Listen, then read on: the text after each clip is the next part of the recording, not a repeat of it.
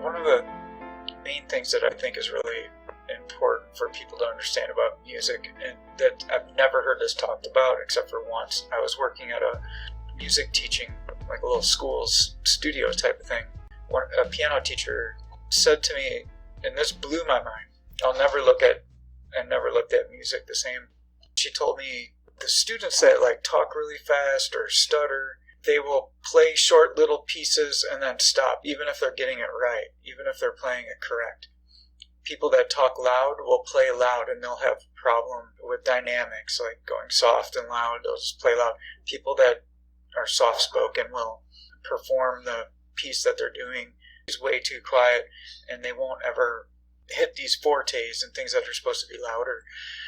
It has to do with the voice. So however the inner voice works, like someone being soft-spoken or loud and boisterous, they will play their music loud and boisterous or soft and spoken.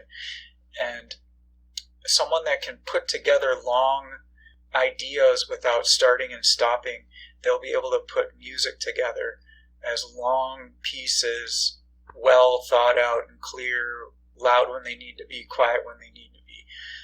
You know, I don't think it's a coincidence that someone like me that's putting a presentation like this together with words is the same type of person that will put together a Chopin nocturne, 4.5 minutes with just, continuous music without anything, without it stopping and starting.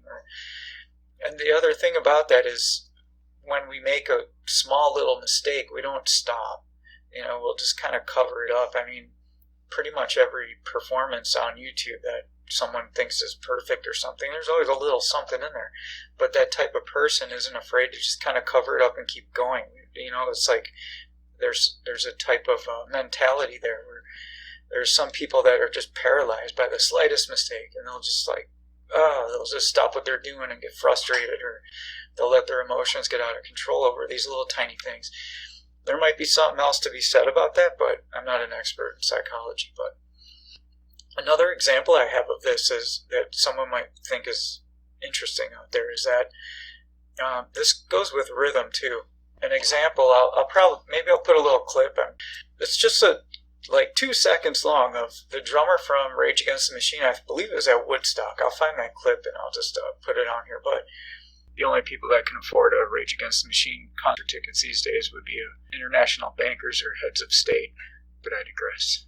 As far as March 2022, this video is still up. It's Rage Against the Machine's drummer. I believe it's Woodstock, and I believe the song is Freedom. So if you want to watch this yourself, I'm not going to get copyright stricken just for a guy hitting eighth notes on a ride cymbal. First of all, I like this drummer. I love the beats he comes up with. He's a fantastic drummer. It's just I'm using this example not to make fun of him or anything like that. I'm using this as an example because he is so good, and that this is such a simple thing, and he's not going to make a mistake on something like this. But what ends up happening in the song is I think he hits a cymbal, and I think the cymbal thing loosens up. It doesn't really matter. What matters is that he calls his drum tech over in the middle of the song, and all he has to do is hit eighth notes. This guy's so good at drums, he can hit eighth notes. There's no problem. He starts talking to his drum tech. He leans over, and while he says the words, his arm starts doing the same thing as his words. You can see it on the video. You can see it, and you can hear it even more clearly. So that's connected. What he's saying is connected.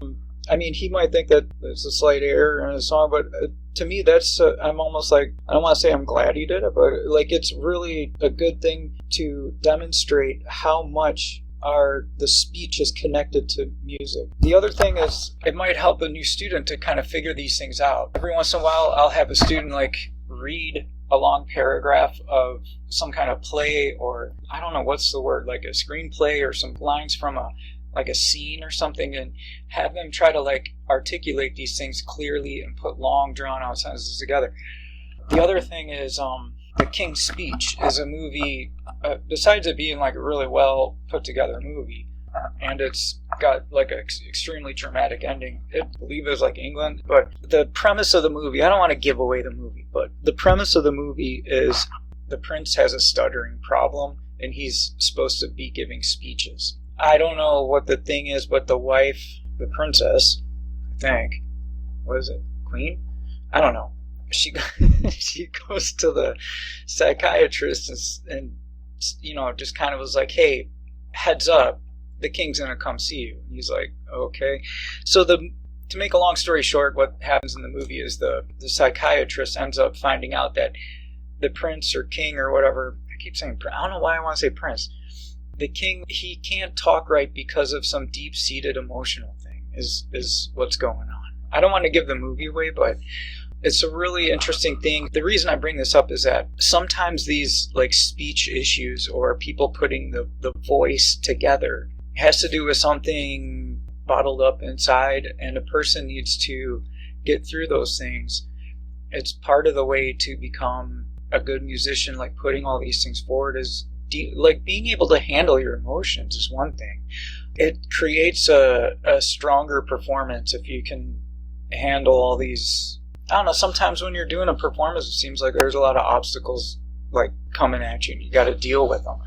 Being able to handle your emotions. In a side note, which is probably unexpected, it makes you better at your playing your songs for your instrument, putting things together for music.